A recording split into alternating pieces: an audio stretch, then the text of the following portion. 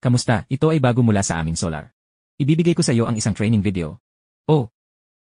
Paano ayusin ang problema ng mga alitaptap? Mga alitaptap. Sa tingin ko, karamihan sa mga commissioning engineers, kapag nag-install ka sa pagitan ng inverter at ng factory at sa wakas, kapag ikonekta ang. Paano mo ikokonekta ang baterya ng mesa sa baterya? Minsan may puwang.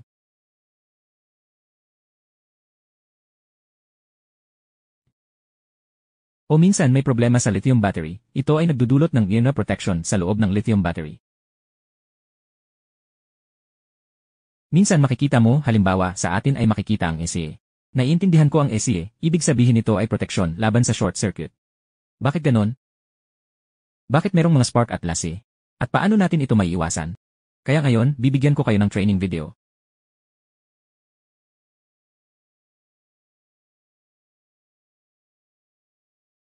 CJ, ngayon, makikita nyo na mayroon tayong lithium battery. Ito ay isang lithium battery. Salamat, hour. Nakakonect na tayo ng breaker at fuse. At mayroon tayong high-frequency inverter, mayroon din tayong bus. Kaya't ito ay isang testing system, kaya mayroon tayong bus bar para sa maraming inverter. Kaya ito ay totoo. Anong inverter? Ang ating frequency. Kaya ngayon maari na tayong mag-test.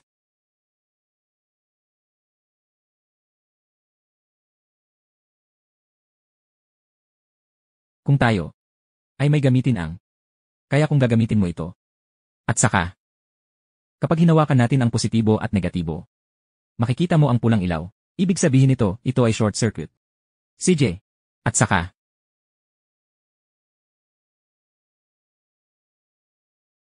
Makikita mo rito. Ito ang positibong bahagi. Ito ang negatibong bahagi. Ikonekta natin ang baterya, positibo sa negatibo. Kaya tinetest natin ang dalawa. Ibig sabihin, ang positibo at negatibo ay circuit, kaya nagkakaroon ng short circuit dahil sa loob ng power frequency, malaki ito. Ang katangian ng baterya ay kapag walang enerhiya, walang kuryente.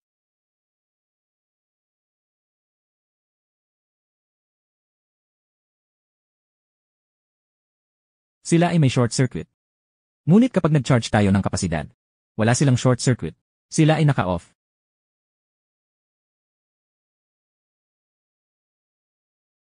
Sila ay naka-off, kaya makakagawa tayo ng test ngayon. Gagawin ko ang i-on ko na ang ating lithium battery. Ngayon makikita mo na naka-on na ang lithium battery.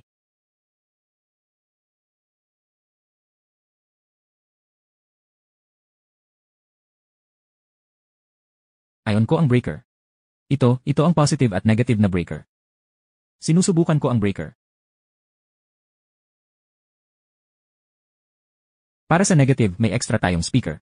Ngayon, i-on ko ito, kaya't pahalagahan ang metriko ng kasalukuyan at boltahe ng sistema. Ngayon, susubukan ko ang breaker na ito.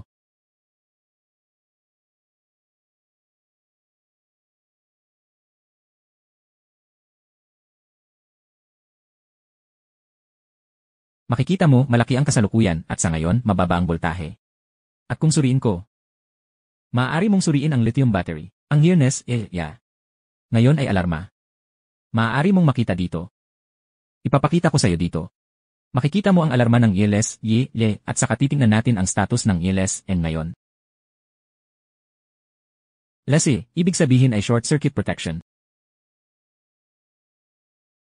At saka susuriin natin ang talaan. Mayroong 42 beses ng CA. Bakit ngayon maaari tayo, ngunit ang aming pabrika ay hindi dahil sa short circuit? Na may malaking kuryente at short circuit. Kaya ang nearness, ng lithium battery. Mayroon itong positive at negative at sila ay proteksyon. Paano natin masosolusyonan ito? Ngayon maaari tayong gumawa ng ganito. Patayin natin dito. Gagawa tayo ng isa pang pagsubok.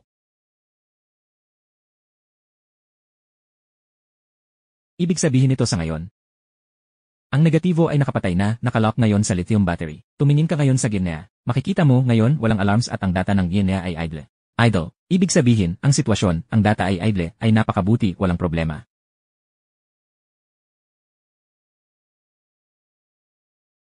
Kaya, paano natin ikokonekta ang lithium battery sa power frequency nang walang alarms o sparks? Kaya makikita natin dito.